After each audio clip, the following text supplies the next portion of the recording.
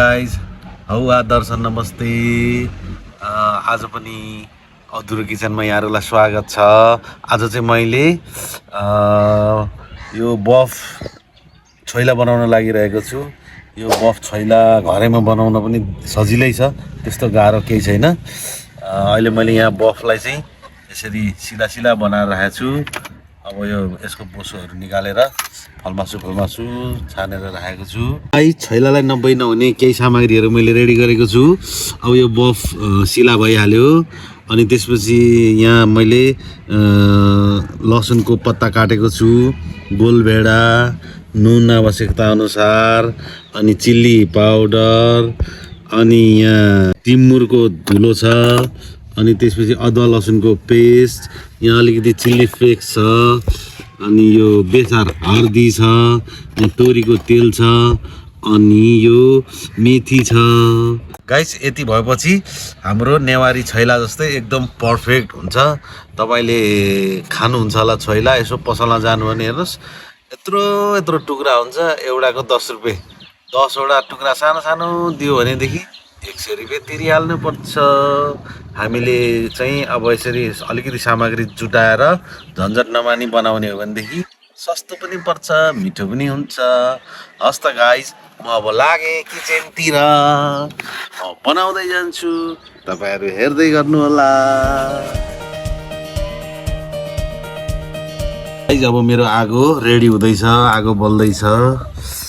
अब मैले छोइलाको लागि पोल्दैछु मासु।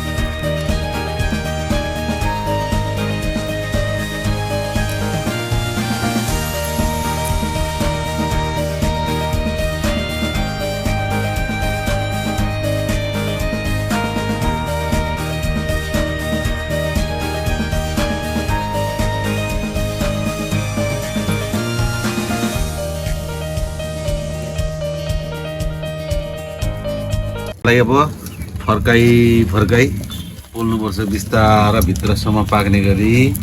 अब यसलाई बफ पाक्न लागिसक्यो, 10-15 मिनट हुन आँटिसक्यो। मैले यसलाई पोल्न थालेको।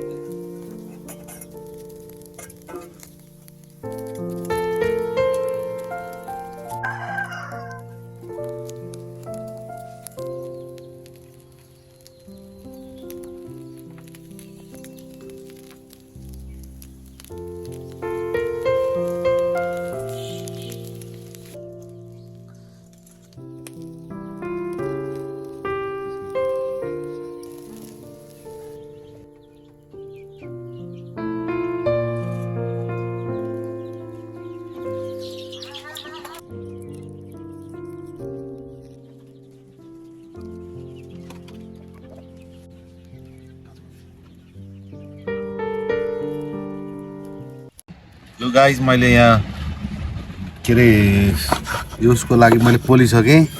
अब यो काट्दैछु सानो सानो टुक्रा गरेर। मजाले पाकेको छ,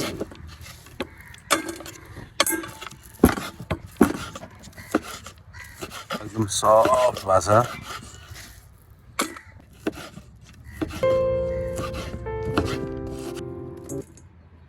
गाइस अब मैले काटिसकेँ। अब यसलाई मैले नुन हाल्छु आवश्यकता अनुसार, चिल्ली फ्लेक्स हालेँ, त्यसपछि यो काश्मिरी मिर्ची हो के अरे, अब यो टिमुर हालिदिन्छु, त्यसपछि अदुवा र लसुनको पेस्ट, सब गरेर राखेको हरियो लसुनको पत्ता। यो गोलभेडा चाहिँ अप्सनल हो, लाए पनि हुन्छ नलाए पनि हुन्छ, तर यो छोइलामा अलिक जुसी जुसी हुन्छ, दामी हुन्छ। अलिकति कागतीको रस पनि हालिदिन्छु। गाइज मेरो अब तेल तातिँदैछ। अब तेल मैले तोरीको तेल ज्वाइँ बनाएपछि यसलाई मोल्नुपर्छ, दामी टेस्टी हुन्छ। ल गाइज म तेल तताएर आउँछु ल। गाइज यो मैले मेथी फुराएँ, मेथी फुरिँदैछ। अब यो बेसार ज्वाइँ बनाएँ।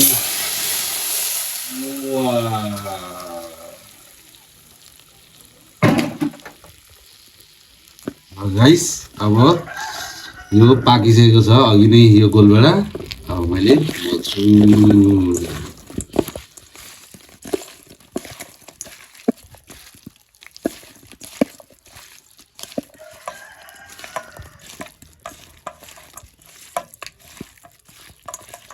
वाउ, हेर्नु त गाइस, राँगाको छोइलो, राँगाको छोइला, नेवारी स्टाइल। धनियाँको हरियो पत्ता पनि लाउन सक्नुहुन्छ, तर हामीले चाहिँ लाएनौँ। कस्तो मुख मुख मुख मुख बास्न आउँछ है। चिउरासँग बजाइने भयो।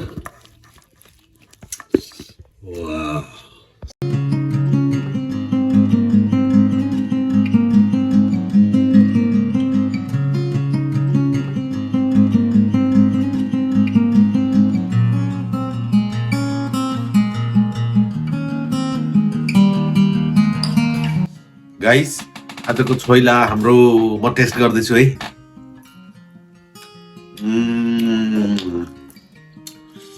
वाउ, दामी। मलाई लाग्छ नेवारकोमा पनि यस्तो नेवारले पनि यति मिठो चाहिँ बनाउँदैन होला अरे क्या। कस्तो दामी छ यार।